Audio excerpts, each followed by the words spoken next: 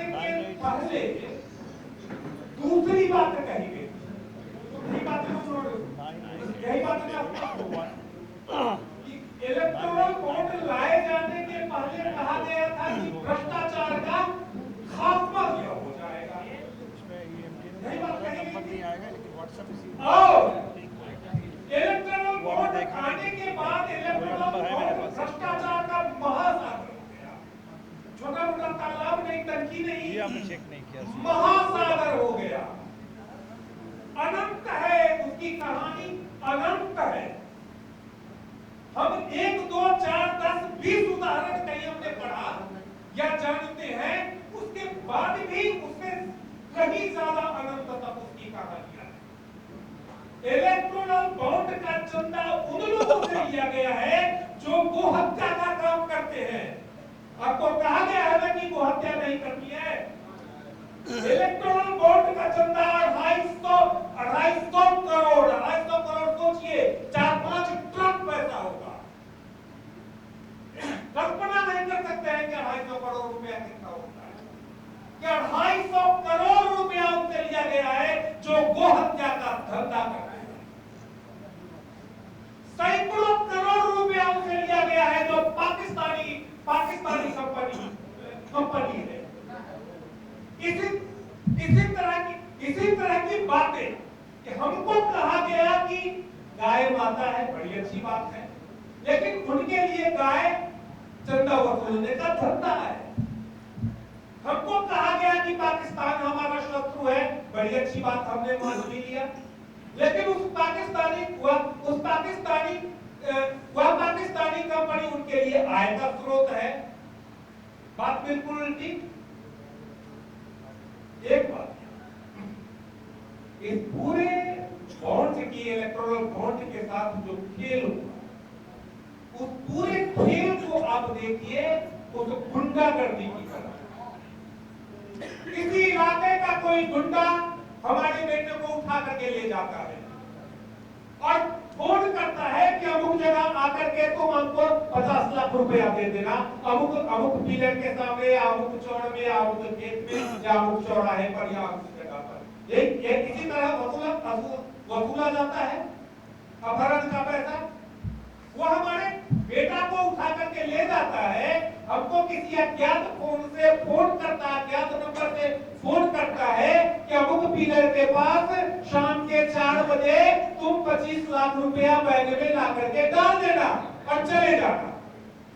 चूंकि वो हमारा बेटा है, हम भी किसी तरह उपाय करते हैं, आपसे 5,000, 10,000, 20,000 चाहे कुछ अपना उपाय करके हम 25 लाख रुपया ले जा करके हम उस पिलर के पास डाल देते हैं और फिर जिस मोटरसाइकिल से डाल करके गए आगे बढ़ते चले जाते हैं। पीछे घूम करके हमको ना देखना होता है, पीछे घूम करके देख लेंगे तो गुनाह हो जाएगा कि यह नहीं जानना है कि पैसा कौन है, पैसा किसने दिया यह भी नहीं पता, पैसा कौन ले गया यह भी नहीं पता। व्यास जी अभी जो बात कर रहे थे वह यही बात थी ना। डायरेक्ट पैसा देता था, चंदा देता था, जो सबकी निगाह में आता था वह भ्रष्टाचार, और देने वाला और पाने वाला का नाम पता ही नहीं है कि कौन लिया, कौन पाए, कौन दिया, तो यह सब भ्रष्टाचार नहीं है, यह न्याय है, यह कानून है। आपके देश में कानून था कुछ दिन पहले आपके ही देश में, यह कौन कानून बनाया, किसने यह कानून बनाया, आप सब जानते। बात केवल इतनी इलेक्टोरल बॉन्ड तक की नहीं है, आप पीएम केयर्स की बात भी कीजिएगा। पीएम केयर्स में करोड़ों करोड़ रुपया, अरब रुपया क्या हो गया, सरकार ने कह दिया कि इसका ऑडिट नहीं हो सकता है। इसके बारे में हम नहीं बताएंगे कि हमको कितना पैसा मिला और हमने कितना खर्च किया, नहीं बताएंगे, खुद करके उसने कहा है। और अरब रुपया हमने आपने उसने देश से विदेश से जहां से अरब रुपया। केवल यही 2-3 स्रोत नहीं है, इस तरह के हजारों स्रोत हैं जिस पर बात की जाएगी तो सप्ताहों लगेंगे, उसके बारे में खुलासा किया जाएगा। अब बात यह जो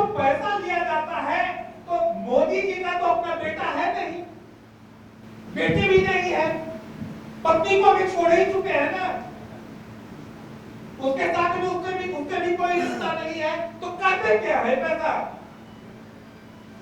आपको हम कहेंगे तो पूछिएगा कि मोदी जी अपना बेटा के लिए करते, उनको बेटा है, हम मुंह बनाकर तो उधर चले जाएंगे। यही ना करेंगे कि मोदी जी को बेटा है, मोदी जी को घर है कि अपने लिए करेंगे। ध्रुव राठी ने एक वीडियो दिया, वीडियो बनाया है, उसने साबित किया है, औरंगजेब के बारे में कहा है कि औरंगजेब का जन्म भी गुजरात में ही हुआ था, एक बात। और औरंगजेब भी अपने को फकीर ही कहता था।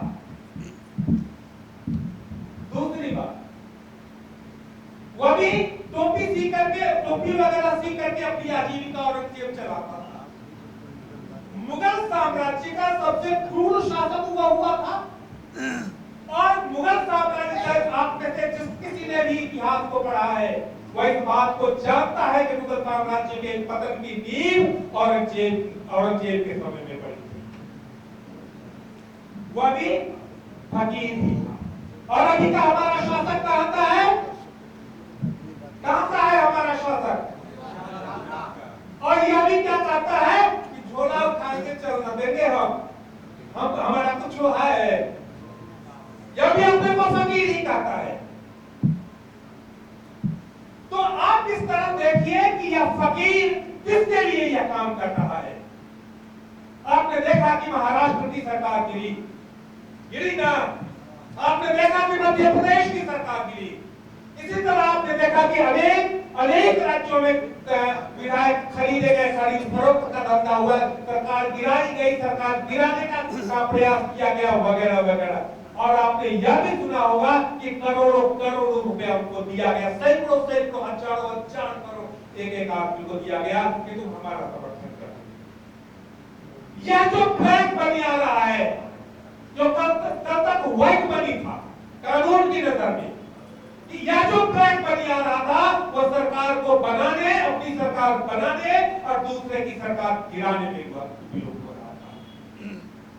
अर्थात पूरे देश को अस्थिर करने का काम, अर्थात पूरे लोकतंत्र को बर्बाद करने का काम, अर्थात पूरी व्यवस्था को तोड़ देने का काम हो रहा था।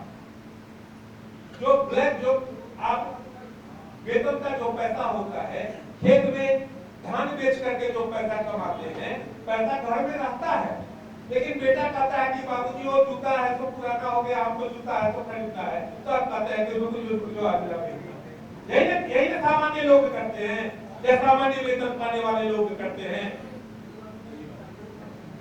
लेकिन जो आपका घूस का पैसा होगा, बाहर का पैसा होगा, तो बेटा का जूता पहले वाला ठीक भी रहेगा तो भी आप उसको खुश करने के लिए नया जूता खरीद करके ले आते हैं ना, क्या दूसरी चीज खिलौना खरीद करके ले आते हैं ना।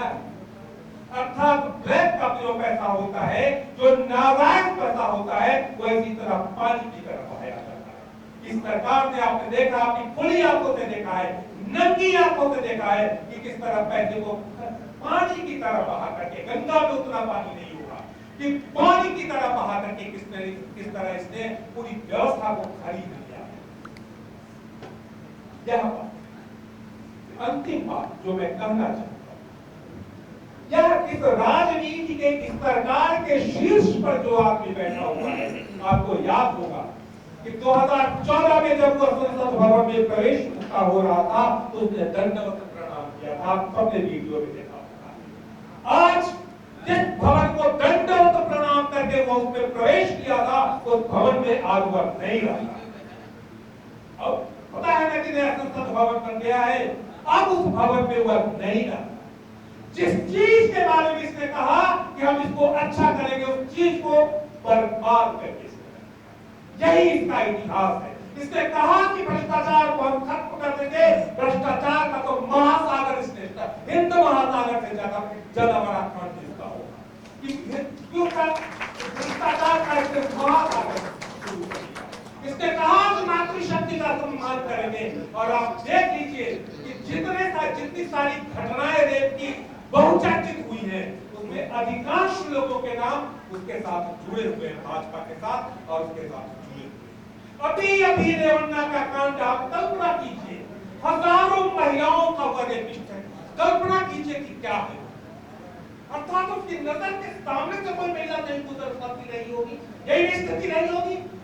किसी को बंदूक दिखा करके, किसी का हाथ पर बांध करके, किसी का उसके पति के सामने रेप कर रहा है, किसी का उसके पिता के सामने रेप कर रहा है, किसी का उसकी बेटी के सामने रेप कर रहा है। अजीब हालत है। उसका वीडियो, उसका ड्राइवर, उसका वीडियो, सैकड़ों उसके कांड का वीडियो वह देता है और वह वीडियो प्रधानमंत्री के पास तक पहुंचता है। इसके बाद की घटना है कि प्रधानमंत्री उसकी बगल में खड़ा होकर के उसका चुनाव प्रचार। आप उसकी नीयत को समझिए कि कितना हैवान हुआ आदमी है, कितना वह गिरा हुआ आदमी है और किस तरह हमारे इस देश को ले चल रहा है। कि मणिपुर की घटना को याद कीजिए, अजीब घटना है ना कि हजारों की भीड़ दो महिलाओं को नंगा लेकर के घुमा रही है और एक शब्द यह आदमी नहीं बोल रहा है। इतना बड़ा कार्य अभी तक हुआ मणिपुर चल रहा है, उसके लिए कोई व्यवस्था नहीं हुआ। तो लबोल हुआ क्या, जैसा कि व्यास जी ने अपील की है कि आप सोचिए, समझिए। हम आज इस बैठक को आपके सामने इसलिए लेकर के आए हैं कि लोगों के पास तक आज तक यह इलेक्टोरल बॉन्ड की घटना, इलेक्टोरल बॉन्ड का महाभ्रष्टाचार लोगों तक नहीं पहुंच पाया। वह भ्रष्टाचार आज भी आम आदमी के जीवन में बहुत ही घृणा की दृष्टि से देखा जाता है। भ्रष्टाचारी और बलात्कारी को कभी आदर की दृष्टि से हमारे समाज में नहीं देखा। लेकिन यह बात जड़ तक, यह बात अनपढ़ गवार लोगों तक, वो मजदूरों तक, खेत में काम करने वाले लोगों तक, किसानों तक यह बात अभी तक नहीं ठीक से पहुंची है इस रूप में कि वह कितना बड़ा भ्रष्टाचार था और कितना बड़ा यह कांड हो गया। हम इस बात के लिए कि लोगों तक, एक एक आदमी तक इस भ्रष्टाचार की बात पहुंचे या खुलासा हो और वह जाने कि हमारे देश में यह क्या हो रहा है।